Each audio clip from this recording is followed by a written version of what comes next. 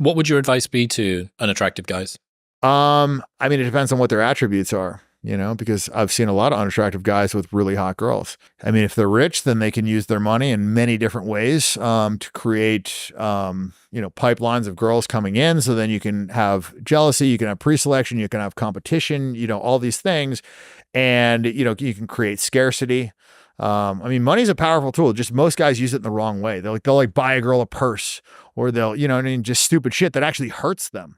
We spoke about this a year ago, and it seemed to me that when you were thinking this through, the hypothesis, that there's kind of two buckets. There's kind of the every guy, normal guy stuff, and then there's this other kind of elite level lifestyle design type guy.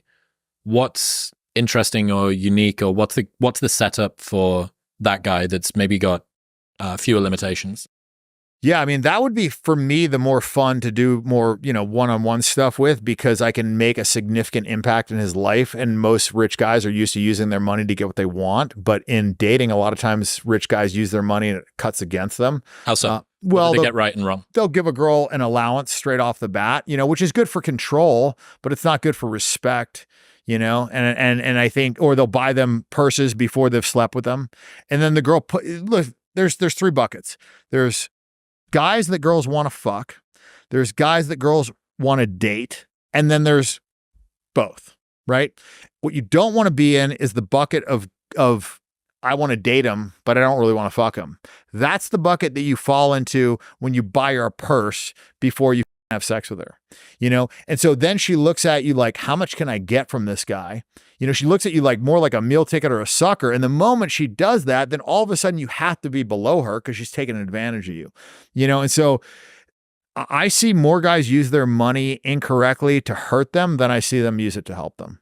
And if you use your money to help you, I mean, sky's the limit. I mean, I'm a good example of like what's possible if you deploy capital correctly. I mean, obviously that wasn't the only attraction trigger that I had, and I really dedicated a lot of my life to my sex addiction. But like, if you create a good environment, I mean, it's going to just make this massively accelerate. It's going to make it a lot easier. And then also you're going to have the pre-selection to work with. That's going to trigger the better women to chase you. And you're going to have a better relationship if the girl chases you. The more you can get a girl to chase you before, you guys are in a serious relationship. And even in the relationship, the more she's going to respect you, the more she's going to value you. Like, there's relationships where this guy, is massively higher value than the girl. But because he behaves a certain way, the girl not only doesn't respect him, but she's more likely to cheat on him, versus that same guy and that same girl. If he acted correctly, that girl will be doing everything that she could to keep that guy happy. She'd be waking him up with blowjobs. She'd be doing all this stuff. She would look at him as much more of a prize. It's the same guy, but if he just acted correctly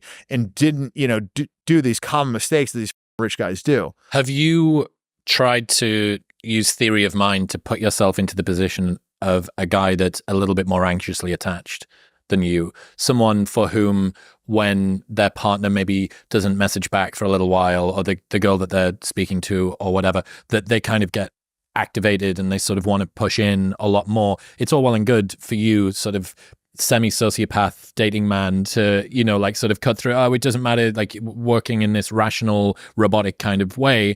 But emotions happen for some guys, and that's going to arise, and it creates a compulsion. It motivates them to behave in ways or deal with uncertainty. 100%. And look, I can lead a horse to water. I can't make him drink. I could tell him, what's correct. If he doesn't choose to do it because he can't control his impulses and his emotions and he has a bad result, that's on him. Right. So like, I mean, yeah. And that's the problem, is that, when a guy feels a girl's pulling away, he's much more likely to massively engage and chase. And that's actually what is going to send her right off the planet, right? That is going to send her out of the orbit of a girl that he's ever going to get back with. And so, yeah, you're right. That is his instinct. And that's one of the things that he needs to not do, is when the girl is pulling away, he needs to not over chase, right? He needs to just like chill the out, take his Xanax, play cool, and like not text her 50 times that night. Like, you ever seen Swingers?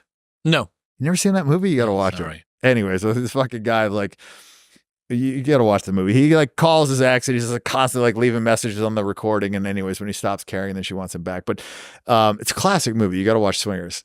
Vince Vaughn. Anyways, point is that, yeah, I mean, that would be a classic example of a bad behavior pattern that is going to lead him to a bad result. I asked Jocko how to get over a breakup. And What do you say? Work out at 3 a.m. well, I mean, there was like do jujitsu, go for runs, lift weights, like blah blah, pretty like much. classic. Get up at 4:30 in the morning. But also he said, walk away and don't look back. And this clip went like super duper viral. And it's him saying, walk away and don't look back.